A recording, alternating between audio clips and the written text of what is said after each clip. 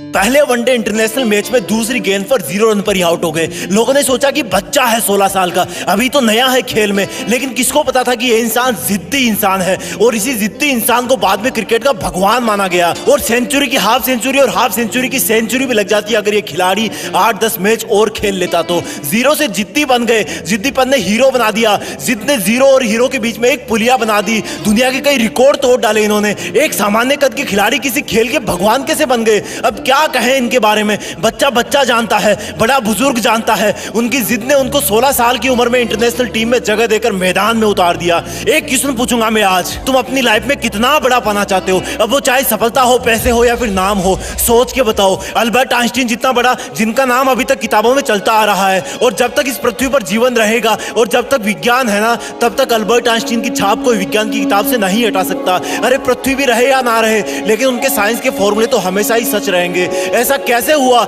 School में मंदबुद्धि कहा जाने वाला विद्यार्थी इतना बड़ा इंसान कैसे हो सकता है? क्योंकि उनमें जिद थी कि मैं अपने हिसाब से पढ़ूंगा, अपने हिसाब से खोजूंगा।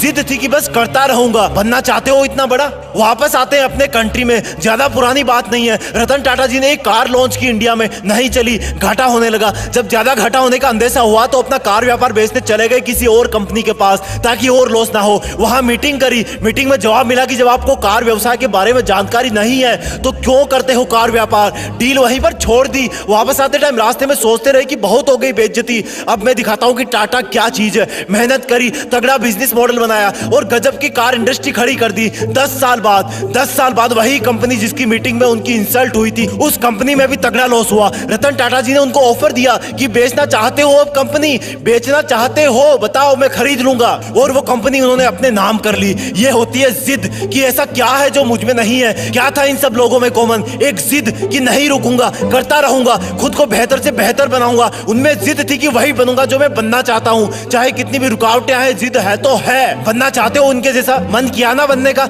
लेकिन ये जो लेकिन वर्ड है ना, वही तुम्हारी वाट लगा देता है। मैं कुछ करूं तो सही, लेकिन मैं बड़ा बनूं तो सही, लेकिन मैं मेहनत करना तो चाहता हूं, लेकिन मेरा सपना तो ये है, लेकिन कोई थाली में परोस के देगा क्या कि ये खा लो, आज से तुम सचिन हो जाओगे, ये खा लो, आज से तुम दुनिया में आइंस्टीन के नाम से जाने जाओगे, ये जड़ी बूटी खा लो, आज से तुम अरबपति बिजनेसमैन बन जाओगे। लेकिन मैं तुम्हें बताता हूं कि जब तक इस लेकिन वर्ड की तुम वाट नहीं लगाओगे ना, जब तक इसको जिद में नहीं बदलोगे ना, तब तक कुछ नहीं होगा। लेकिन पहले ये बताओ कि क्या खास था इन लोगों में? सोचो, क्या उन्होंने अवतार लिया था? क्या वो प्रकट हुए थे? क्या खास था इन लोगों में जब वो दुनिया में आए थे? वही हाथ पैर, वही आंखें, नाक कान मुंह पेट गला सब कुछ वही ना। उनके शरीर में भी इंसान का ही खून था ना, वही मिट्टी का शरीर था ना। क्या ये सोने चांदी के बने थे? क्या ऊपर वाले ने इनके कान में कोई गुप्त मंत्र फूके भेजा था कि जाओ तुम सचिन बनोगे, जाओ तुम रतन टाटा बनोगे, जाओ तुम आइंस्टीन बनोगे? चलो एक और एग्जांपल देता हूं। जब तुम्हें एक दिन के लिए कोई रूम में अकेले बंद कर दे तब तुम क्या करोगे? जब तुम्हें एक हफ्ते के लिए रूम में बंद कर दे तब तुम क्या करोगे? और टाइम पीरियड बढ़ाऊं, जब तुम्हें एक महीने के लिए रूम में अलग थलग बंद कर दे तब तुम क्या करोगे? नहीं, अभी भी नहीं हुआ।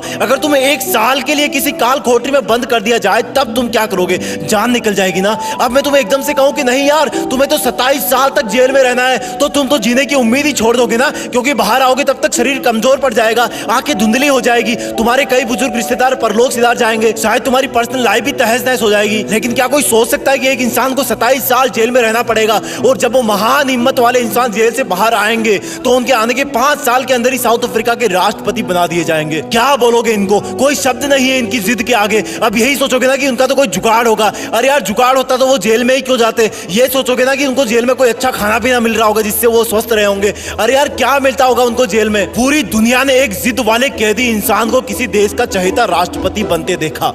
भारत से भी भारत रत्न अवार्ड जीत करके ले गए वो, करोड़ों दिल जीत के ले गए वो।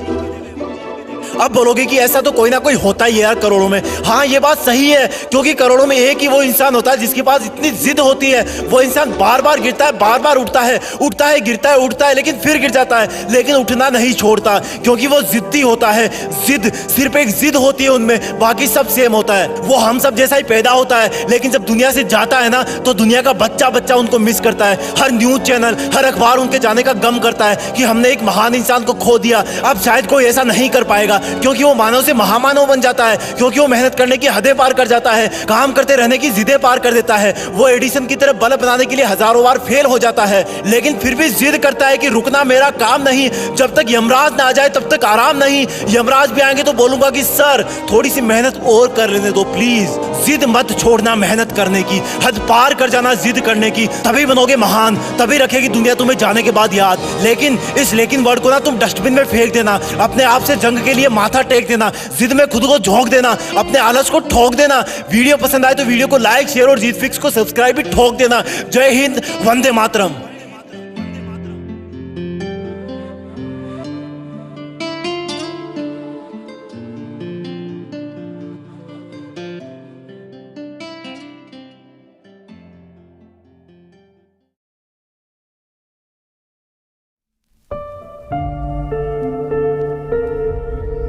जीत फिक्स।